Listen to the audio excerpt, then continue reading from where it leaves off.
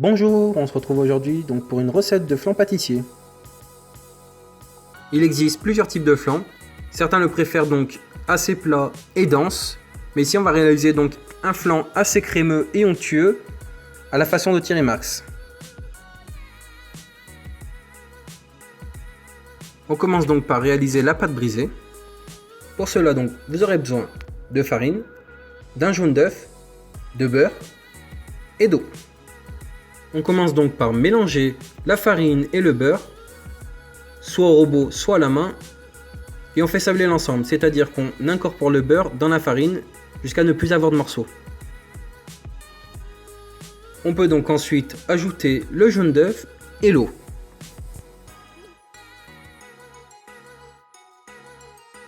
On continue donc de mélanger notre pâte jusqu'à qu'elle soit homogène. On continue à la mélanger sans trop la corser.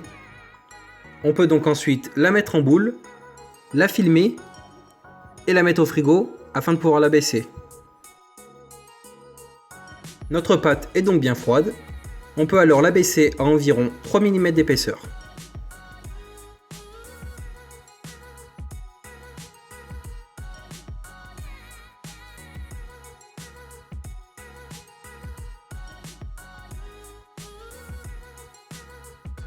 A l'aide de mon cercle de 18 cm, je taille un premier disque qui me servira de fond.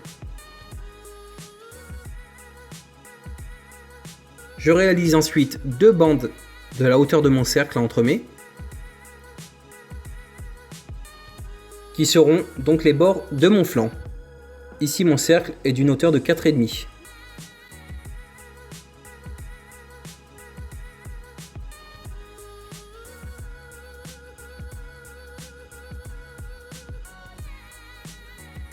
Je fais joindre mes bords et mon fond et je veille à bien les coller entre eux.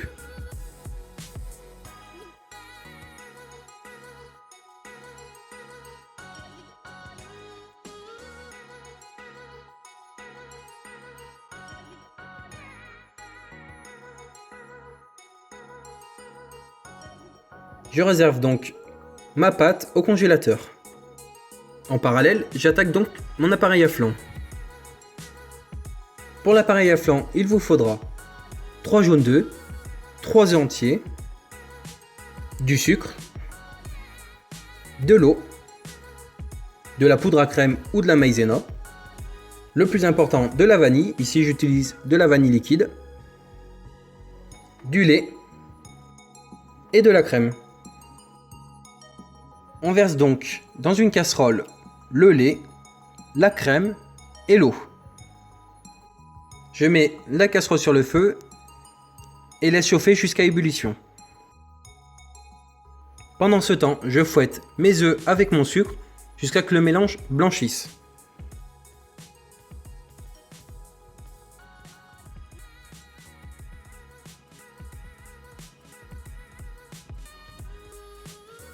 J'ajoute ensuite la maïzena ou la poudre à crème et je remélange.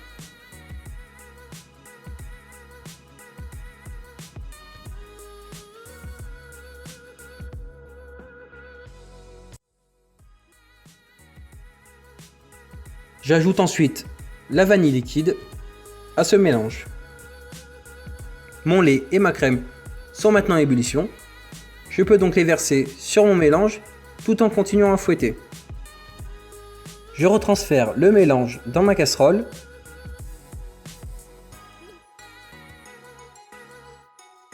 et la remets sur le feu.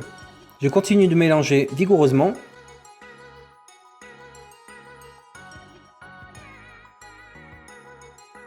jusqu'à que l'appareil épaississe, c'est-à-dire à la première ébullition, et je continue à mélanger 2 minutes après cette ébullition. On est sur le même principe qu'une crème pâtissière.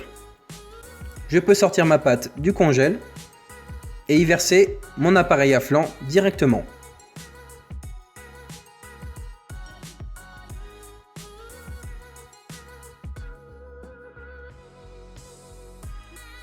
Je n'hésite pas à tapoter afin de répartir l'appareil.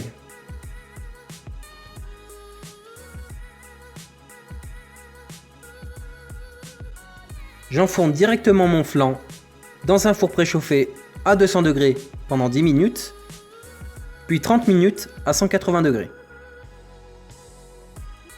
À la sortie du four, il est très important de laisser refroidir le flan avant de le démouler. Il vaut mieux le laisser refroidir un maximum de temps avant de le déguster, il n'en sera que meilleur. La recette du flan est donc terminée.